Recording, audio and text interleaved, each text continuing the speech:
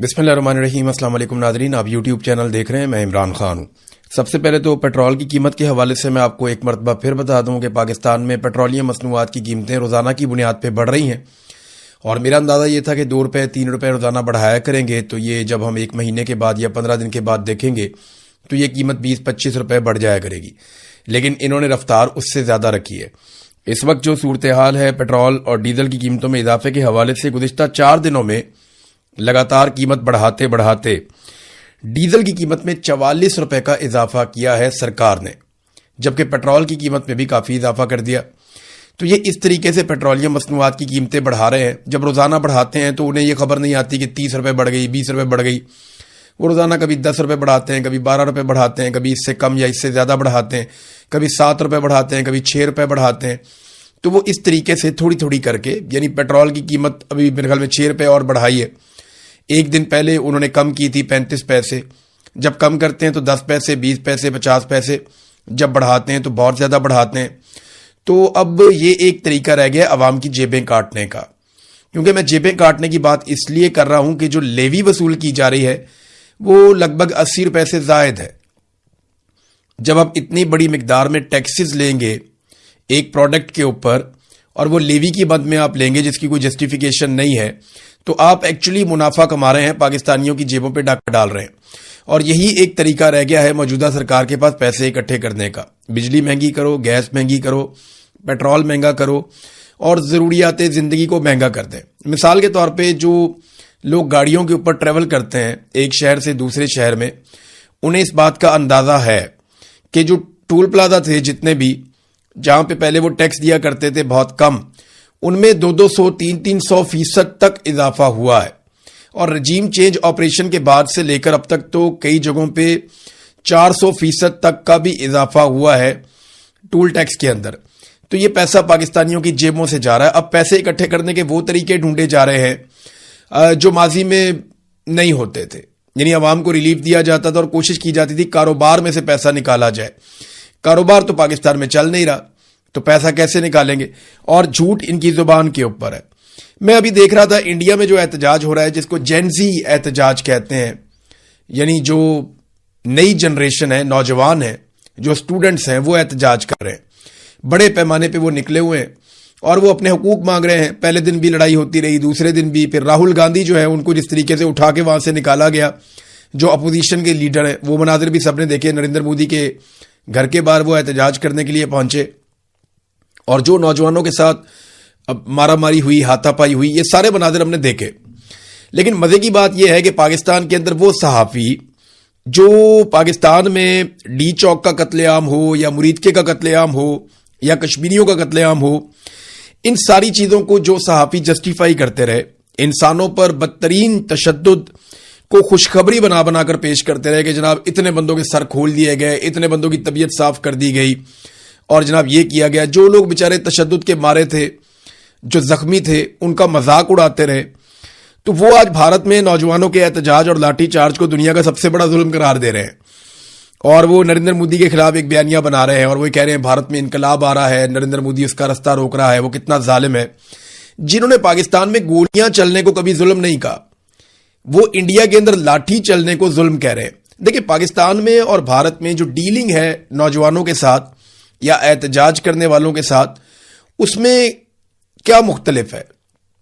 किसानों ने बड़ा लंबा एहतजाज किया था इंडिया में, बहुत भरपूर एहतजाज किया था, लेकिन उनके ऊपर गोलियां नहीं चलाई गई, उनके बंदे बहुत बड़ी तादाद में नहीं मारे गए। इसी तरह से नौजवानों ने जो एहतजाज किया, इसमें एक आदमी को भी गोली नहीं लगी। यानी वहां कितने लोग गोलियों से भून दिए गए? मेरा एक सवाल यह है, कितने लोग अभी तक, कितने नौजवान जबरी तौर पे भारत में गुमशुदा किए गए? मेरा दूसरा सवाल यह है। मेरा तीसरा सवाल यह है कि क्या भारत में इंटरनेट बंद कर दिया गया? भारत में सोशल मीडिया को बैन कर दिया गया? मेरा चौथा सवाल यह है कि कितने नौजवान हैं जिनके ऊपर दहशतगर्दी के मुकदमात दर्ज करके उन्हें दहशतगर्द करार दे दिया गया? मेरा पांचवां सवाल यह है कि गद्दारी के कितने सर्टिफिकेट्स बांटे गए और यह कहा गया कि ये सारे नौजवान गद्दार हैं और इनकी डोरियां को बैरूनी साजिश और ये वो इस किस्म के बयानिए कोई बड़ी शिद्दत के साथ नहीं चल रहे भारत में। यानी मुझे हैरत होती है कि पाकिस्तान ने कुछ भी जमहूरियत नहीं सीखी। बार बार यहां पे मार्शल लॉ लगा, 4 मरतबा तो यहां पे डिक्टेटर्स आए, तो उन्होंने पाकिस्तान में जमहूरियत को पनपने ही नहीं दिया। آج بھارت کی پولیس نوجوانوں پہ لاٹھی ضرور چلاتی ہے، یہ تو یورپ میں بھی چلاتے ہیں. دنیا کے ہر ملک میں یہ ہوتا ہے کہ جب حکومت اپنے آپ کو خطرے میں محسوس کرتی ہے یا انہیں لگتا ہے کہ نوجوان یا عوام کوئی لائن کراس کر رہے ہیں تو وہ طاقت کا استعمال کرتے ہیں، لیکن ایک لمٹ تک کرتے ہیں. آنسو گیس چلا دیتے ہیں، دھکے دیتے ہیں، بعض اوقات لوگوں کو کچھ دیر کے لیے حراست میں لیا جاتا ہے، بعض اوقات لاٹھی چارج کیا جاتا ہے.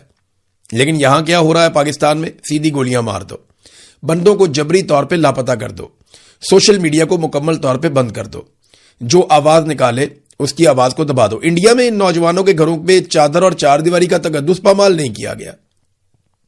یہ جو نوجوان ہیں ان کے گھروں کو بھی پتہ ہے، انڈین پولیس کو، ان کی حکومت کو، وہ ان کے ناموں کو بھی جانتے ہیں. انڈیا میں یہ نہیں کہا گیا کہ تمام نوجوانوں کے نام جو ہیں وہ یونیورسٹی سے کٹوا دیے جائیں گے. پاکستان میں تو یہ کہا جاتا ہے نا. تو انڈیا میں جمہوریت پنپ رہی ہے ان احتجاجوں کے نتیجے میں، اور پاکستان کا میڈیا اس کو گلوریفائی کر رہا ہے. لیکن پاکستان میں جو احتجاج ہوتے ہیں، کشمیری بیٹھے ہیں کہتے ہیں شرپسند ہے، غدار ہے. بلوچ نکلتے ہیں انہیں کہتے ہیں جی غدار ہے، شرپسند ہے، دہشت گرد ہے. پٹھان نکلتے ہیں ان کو بھی یہی کہتے ہیں. آج کل مولانا فضل الرحمان صاحب جو ہیں وہ بھی آج کل غدار قرار دیے گئے ہیں. پی ٹی آئی بھی غدار ہے، ٹی ایل پی کے لوگ دہشت گرد تھے وہ بھی غدار ہیں، بلوچ غدار، سارے غدار ہیں پاکستان میں. لیکن انڈیا میں اس قسم کے سرٹیفکیٹس نہیں بانٹے گئے اور انڈیا کے میڈیا نے اس کو کسی اور طرح لیا. ہاں، جو گودی میڈیا ہے اس کی بہت بےزتی بھی ہوئی گراؤنڈ میں. یہ پاکستان میں بھی ہوگا. جن لوگوں نے ظلم کا ساتھ دیا، جو لوگ خود ظالم بنے، جن لوگوں نے مظلوموں کا مذاق اڑایا، وہ لوگ تماشا دیکھیں گے. جن لوگوں نے یہ کہا کہ لوگ کیوں نہیں نکلتے، لوگ ڈر گئے، بزدل ہیں، بھئی لوگوں نے نکل کے 8 فروری کو فیصلہ سنا دیا. اب ملٹری اسٹیبلشمنٹ نے اس فیصلے کی دھجیاں اڑائیں تو کیا کریں؟ لوگوں کے گھروں میں گھستے ہیں، چادر اور چار دیواری کا تقدس پامال کرتے ہیں، خواتین کو نہیں چھوڑتے، بچوں کو نہیں چھوڑتے، لوگوں کی عزت پہ بات آ جاتی ہے. تو اتنا ظلم جب ہوگا تو لوگوں کے لیے مشکل ہوتا ہے. لیکن اس کے باوجود جو لوگ نکلتے ہیں ان کے لیے آفرین ہے. اور ایسا نہیں ہے کہ یہ ہمیشہ ہوتا رہے گا. ایک دن لوگ نکل آئیں گے تنگ آ کر. یہ بنگلہ دیش میں بھی ہوا، باقی جگہوں پہ بھی ہوا. تو یہ آہستہ آہستہ جو جینزی کی ایک تحریک ہے وہ پاکستان کی طرف بڑھ رہی ہے. پاکستانی نوجوان تیار رہیں، انہیں یہ ذمہ داری ایک دن اٹھانی پڑے گی. تو کاکروچ جنتا پارٹی اس نے انڈیا میں مصیبت ڈالی ہوئی ہے. دیکھیں پاکستان کے جو کیڑے مکوڑے ہیں یہ کب کھڑے ہوتے ہیں اور کب مصیبت ڈالتے ہیں، کیونکہ ہم تو کیڑے مکوڑے ہیں نا. میں اپنے آپ کو کہہ رہا ہوں، ہم تو ملٹری اسٹیبلشمنٹ کی نظر میں بلڈی سویلینز اور کیڑے مکوڑے ہیں. ہماری ان کی نظر میں کوئی اوقات نہیں ہے. لیکن یاد رکھیے ایک دن ہم سب کو ان کی اوقات دکھائیں گے اور وہ وقت آئے گا. میرے الفاظ یاد رکھیے گا، میں رہوں یا نہ رہوں آپ ہی جیتیں گے، کیونکہ آپ ہیں پاکستان کے مالک اور آپ کا ہی قبضہ ہوگا پاکستان کے اوپر. آپ ہی کے فیصلے چلیں گے. سکہ رائج الوقت آپ کا ہوگا. یہ خوشخبری میں آج بول رہا ہوں، ہو سکتا ہے کہ جب آپ یہ خوشخبری منا رہے ہوں اس وقت بہت دیر ہو گئی ہو یا بہت وقت گزر گیا ہو، لیکن ایک دن آپ کو یہ خوشخبری ملے گی اور پاکستان پہ پاکستانی راج کریں گے. کوئی ہمارے اوپر اسٹیبلشمنٹ راج نہیں کرے گی، باہر سے فیصلے مسلط نہیں ہوں گے. وقت آئے گا انشاءاللہ، ضرور آئے گا. ناظرین، مریم نواز اور نواز شریف آزاد کشمیر پہنچے. وہ ایک پنڈال تھا، ایوریج سا پنڈال تھا، وہ اس کو بھر نہیں سکے. سامنے سے ایسا لگا جیسے بہت لوگ ہوں گے. کچھ ایسے اینگل سے ویڈیوز بنائی گئیں، میڈیا نے ان کو چلایا بھی، لیکن جو مقامی لوگ ہیں انہوں نے پول کھول دیا. انہوں نے جب زوم آؤٹ کیا تو دکھایا وہ تو آگے چھوٹا سا مجمع کھڑا ہے، پیچھے پورا گراؤنڈ ہی خالی ہے. نواز شریف وہاں پہ ہیں، مریم نواز وہاں پہ ہے، اور لوگ آپس میں باتیں کر رہے ہیں. لوگوں کی توجہ بھی نہیں ہے زیادہ. آگے جو چند 100 لوگ ہیں یا 1-2 ہزار لوگ ہیں ان کی توجہ ہے، پیچھے جو ہے وہ تو پنڈال خالی ہے. تو بیڑی گرک ہو گیا. یہ 3 دفعہ کا وزیر اعظم ہے جس کو لے کر گئے، ایک صوبے کی وزیر اعلیٰ ہے جس کو لے کر گئے، اور پورے وسائل استعمال کیے.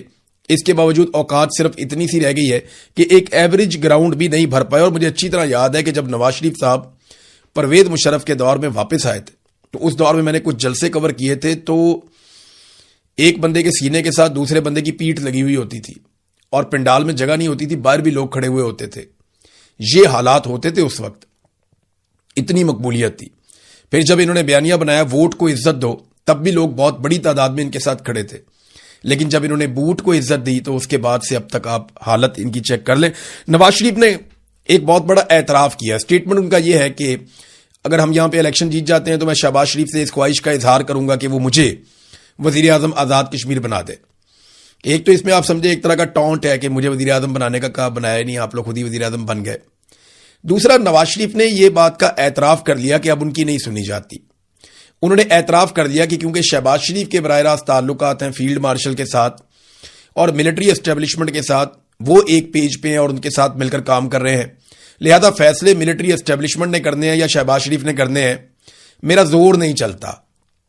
نواز شریف نے دوسری طرف اپنی بے بسی کا اظہار کیا ہے کہ اگر میں آزاد کشمیر کا وزیر اعظم بننا بھی چاہوں یا میری یہ خواہش بھی ہے تو میرا یہ بس میں نہیں ہے، میرا زور نہیں چلتا، مجھے اسٹیبلشمنٹ اور اسٹیبلشمنٹ کا جو سب سے بڑا اردلی ہے شہباز شریف، یہ دونوں مل کر مجھے بنا سکتے ہیں وزیر اعظم، میں خود نہیں بن سکتا۔ 3 دفعہ وزیر اعظم رہنے والے کا یہ انجام مجھے بہت تکلیف ہوئی کہ آج وہ ایک چھوٹے سے علاقے کا، ایک چھوٹے سے خطے کا، ایک چھوٹے سے ملک کا وزیر اعظم بننا چاہتا ہے اور وزیر اعظم بننے کی خواہش اتنی ہے۔ ایک اور چیز میں نے سوچی کہ یہ خاندان اپنے گھر سے باہر اقتدار دیکھنا ہی نہیں چاہتا کسی کے پاس، یعنی ایک بھائی وزیر اعظم پاکستان ہے، بیٹی وزیر اعلیٰ پنجاب ہے، باقی سارا خاندان ایڈجسٹ کیا ہوا ہے، نائب وزیر اعظم جو ہے وہ بھی اپنا رشتہ دار لگایا ہوا ہے، اور اب خواہش یہ ہے کہ ایک جگہ اور الیکشن ہو رہا ہے وہاں پہ جا کے میں وزیر اعظم بن جاؤں۔ دیکھا نا، یہ پورے خاندان کو ہمیشہ اقتدار کے اندر رکھنا چاہتے ہیں، یہ کسی کو بھی اقتدار میں حصہ نہیں دینا چاہتے، انہیں لگتا ہے انہی کا خون ایسا ہے جسے مسند پہ بیٹھنا چاہیے اور کسی کو موقع نہیں ملنا چاہیے۔ کشمیر میں 50 کے قریب لاشیں گری ہیں، نواز شریف نے ان پہ ایک لفظ بھی نہیں بولا مگر وزیر اعظم بننے کی خواہش کا اظہار کیا ہے۔ چلے، ہزاروں خواہشیں ایسی کہ ہر خواہش پہ دم نکلے، بہت نکلے میرے ارمان پھر بھی کم نکلے۔ تو ناظرین، پچھلے 15 سال میں سے 13 سال سے زائد پی ایم ایل این اور پیپلز پارٹی نے حکومت کی ہے آزاد کشمیر پہ، یعنی 2008 کے بعد سے اگر آپ دیکھ لیں تو آزاد کشمیر میں پیپلز پارٹی کی حکومت ہے یا پی ایم ایل این کی حکومت ہے۔ بیچ میں پی ٹی آئی کو لگ بھگ 1 سال کے لیے حکومت ملی، اس کے بعد ان کی وفاقی حکومت ختم ہو گئی اور وہاں پہ سازشیں شروع ہو گئیں، تو لگ بھگ جو انہوں نے اپنی حکومت انجوائے کی، جو لگتا ہے کہ ان کے پاس وہ حکومت کا صحیح ٹائم تھا، وہ 1 سال تھا، 1.25 سال تھا، اور 2 سال ٹوٹل ان کے پاس ملا کر آپ کر لیں۔ لیکن پیپلز پارٹی اور پی ایم ایل این ایسے تقریر کرتے ہیں وہاں پہ جیسے وہاں پہ کبھی ان کی حکومت آئی نہیں، جس طرح وہ مسائل گنواتے ہیں، جس طرح وہ بتاتے ہیں کہ یہ بھی نہیں بنا، وہ بھی نہیں بنا، یہ بھی نہیں کیا، وہ بھی نہیں کیا، وہ بھائی کس نے کرنا تھا؟ عمران خان کو تو 1 سال ملا کشمیر، باقی 13-14 سال تو آپ کے پاس رہا اور ہمیشہ سے ملٹری اسٹیبلشمنٹ کے پاس ہے۔ اگر کشمیر میں ایئرپورٹس نہیں ہیں، موٹر ویز نہیں ہیں، ساری سہولیات نہیں ہیں، جو 38 ان کی ڈیمانڈز ہیں ان میں زیادہ تر وہ ہیں جو ان کے انفراسٹرکچر کے بارے میں ہیں، ان کے لوگوں کے بارے میں، ان کی ڈیولپمنٹ اور ترقی کے بارے میں ہیں، اگر وہ سب کچھ انہیں نہیں ملا تو اس کے لیے رسپانسبل تو وہی جماعتیں ہیں نا جو وہاں پہ اقتدار میں رہی ہیں۔ یا آپ 1 سال والے عمران خان کے کھاتے میں ڈال دیں گے سارا کچھ، تو یہ ایسے تقریریں کر رہے ہیں جیسے اپوزیشن ہے۔ بلاول وہاں تقریر کرتا ہے، ایسا لگتا ہے کہ بلاول حکومت میں نہیں ہے، حالانکہ حکومت بلاول کی ہے۔ پچھلے جتنے عرصے میں یہ سارا کچھ ہوا، جو کھیل کھیلا گیا، وہ بلاول کی حکومت نے کھیلا ہے وہاں پہ آزاد کشمیر نے۔ یہ جو مار کٹائی ہوئی بلاول کی حکومت نے کی، قلعدم قرار دیا بلاول کی حکومت نے کیا، لوگوں کا قتل عام ہوا بلاول کی حکومت میں ہوا، لوگوں کے سروں پہ انعام رکھا گیا بلاول کی حکومت میں رکھا گیا، یہ جتنی فورسز بلائی گئی، ظلم اور بربریت کی گئی، یہ سارا کچھ بلاول کے دور حکومت میں ہوا ہے آزاد کشمیر میں۔ اور بلاول وہاں پہ بڑی چالاکی سے اپوزیشن لیڈر بننے کی کوشش کرتا ہے، حکومت اس کی ہے، خود کو اپوزیشن بنا کر پیش کر رہا ہے۔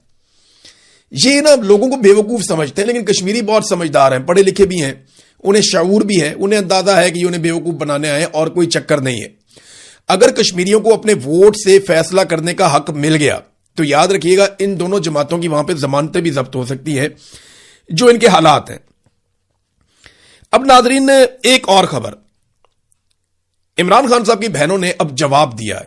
پہلی مرتبہ نورین خانم بھی آئیں، علیمہ خانم بھی آئیں، اور جو ان کا ایک متنازع بیان ہے نورین خانم کا، اس کے اوپر انہوں نے سٹیٹمنٹ دیا۔